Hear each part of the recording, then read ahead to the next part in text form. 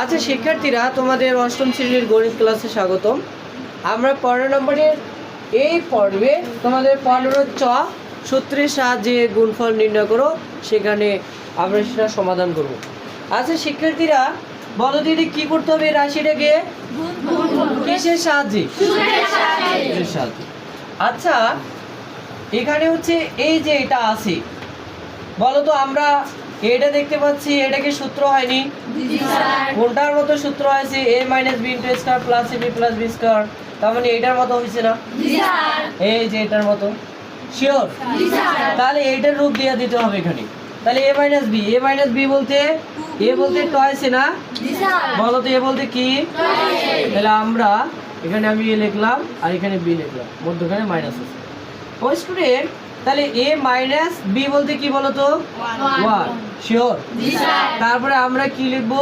a² কি বলো তো? a বলতে দেখো তো, a বলতে কি জানেন?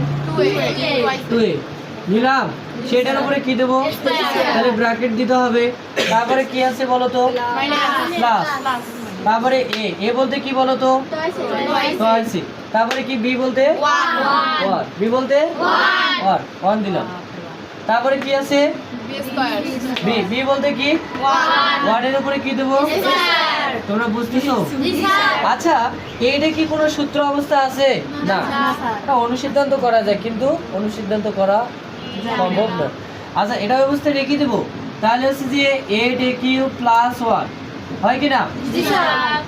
আচ্ছা স্টুডেন্ট দেখো তো, ওই যে এটা আছে না, এটা আর এটা কি একই রকম হয়ে গেছে না?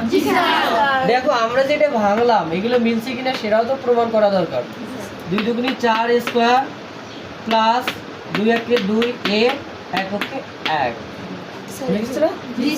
এখন এইটার সমান যদি এটা লেখা সম্ভব হয়, তাহলে এইটার সমান এমনটা লেখা আমরা কন্ডিশন তৈরি করবো না?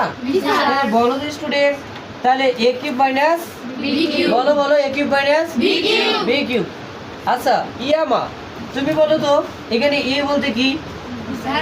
আমরা এর পরের লাইনটা আমরা কি লিখবো? টয়েস লিখবো। তারপরে কি লিখবো? তো এইটা যে লিখতে চাচ্ছি, এটা সমান এটা লেখা যায়, তো এটা সমান আমরা এমনটা বানাবো না? তাহলে বলো তো এখানে টয়েস দিলে তারপর কি করবো? 1 দিব। কি বলতে পারবে বলো তো? জি বলো। হ্যাঁ থ্যাংক ইউ, সবাই সবার জন্য বলো কনগ্রেচুলেশন। আচ্ছা সেটার উপরে কি দেবো বলো তো? দিলাম তো। তারপর মাইনাস, এবার দেখি কি বলতে পারে। তাহলে বলো তো এবার কি লিখবো? 1 এর উপরে দেবো, কারণ b বলতে 1, সেটার উপরে কি বলো তো? শিওর। এরপরে দেখো স্টুডেন্ট, এখানে ব্র্যাকেট ক্লোজ করতে হবে, তারপরে এখানে যা আছে তাই এরকম তার রেখে দিলাম। আচ্ছা স্টুডেন্ট দেখো তো, 2 এর উপরে কিউব মানে 2 কয়বার গুণন? বলো কয়বার গুণন? পিছনে তোমরা কথা বলতেছো না, বলো তো 2 এর উপরে কিউব মানে 2 কয়বার গুণন? 3 বার যদি হয় তাহলে 2 3 বার গুণন করে দাও, তাহলে কত হবে? 8। তাহলে আমরা 8 নিলাম। তারপরে এর উপরে কি আছে? কিউব আছে। ডিয়ার স্টুডেন্ট, 1 এর উপরে কিউব মানে 1 কয়বার গুণন? 3 বার যদি 1 গুণন করা যায় তাহলে কত হবে? 1ই হবে, কারণ 1 এর উপরে যদি পাওয়ার 1 2দিয়েও থাকে 1ই হবে। তাহলে হচ্ছে এটা হলো। এরপরে দেখো স্টুডেন্ট, এইখানে আছে 8a³ প্লাস কত বলো? 1। আচ্ছা স্টুডেন্ট, আমরা যদি একটু মনোযোগ দেই তাহলে দেখো তো এইটা কি এটার মতো হয় নাই? কিসের মতো? a + b * a - b, a + b * a - b। Sure? আচ্ছা a বলতে এখানে কি বলো তো? a বলতে আর b বলতে 1। তাহলে a - b * a + b হয় কি না? আচ্ছা তোমরাও কি অঙ্ক করার সময় নিশ্চয়ই এরকম করে দাগ কাটবে? এখন দেখো স্টুডেন্ট, আমরা এটা পেলাম, তো দেখো এখানে